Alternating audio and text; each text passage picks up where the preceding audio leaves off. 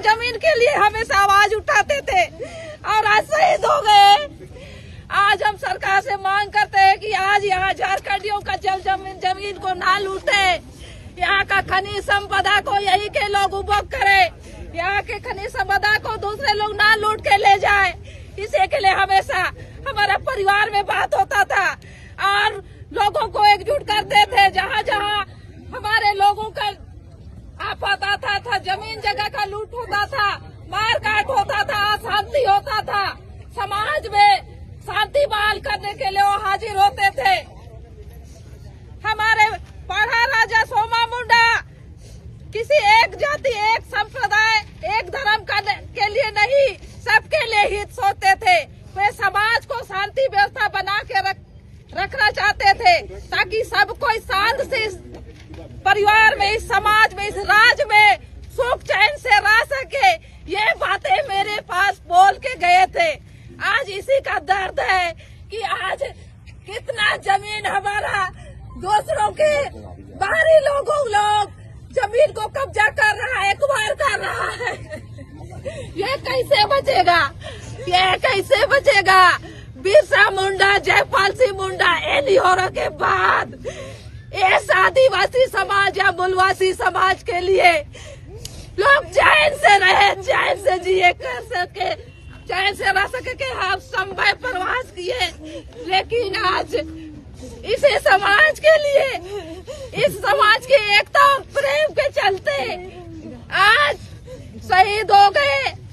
उन हथियारों को सरकार और जल्द से जल्द गिरफ्तार करे और उनको कड़ी से कड़ी सजा देवे। और मेरे 5 बच्चे, 2 बेटियां हैं और 3 बेटे हैं। मेरे तीन बच्चियां अभी ग्रेजुएट हो गए हैं। हम अब वो सरकार से मांग करते हैं कि इनको सरकार सरकारी नौकरी, अच्छे पोस्ट पे सरकारी नौकरी दे। मेरा पति एक प्रखर झारखंड आंदोलनकारी थे, हमेशा एनईओ के दाएं बाएं रहकर झारखंड अलग राज्य की लड़ाई लड़े हैं। आज सीमो को नहीं लड़ा है, सीमो तो बाद में आया है। आज मुंडा लोग का इतिहास को दफन करने का कोशिश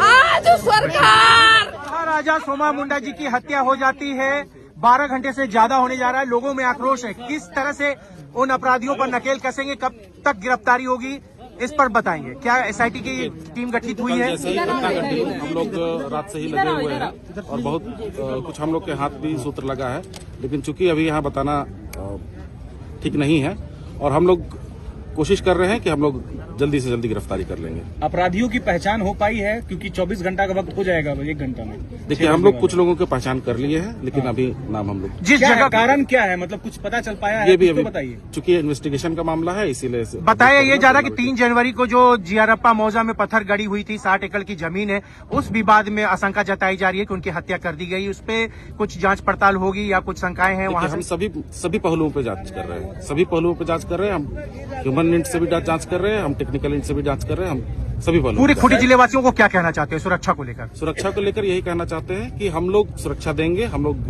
जिस तरह का भी मामला हुआ है, हम लोग अपराधी को जल्दी से जल्दी गिरफ्तार करेंगे और ऐसी कड़ी से कड़ी सजा दिलाएंगे कि आगे लोग डरे इस तरह के काम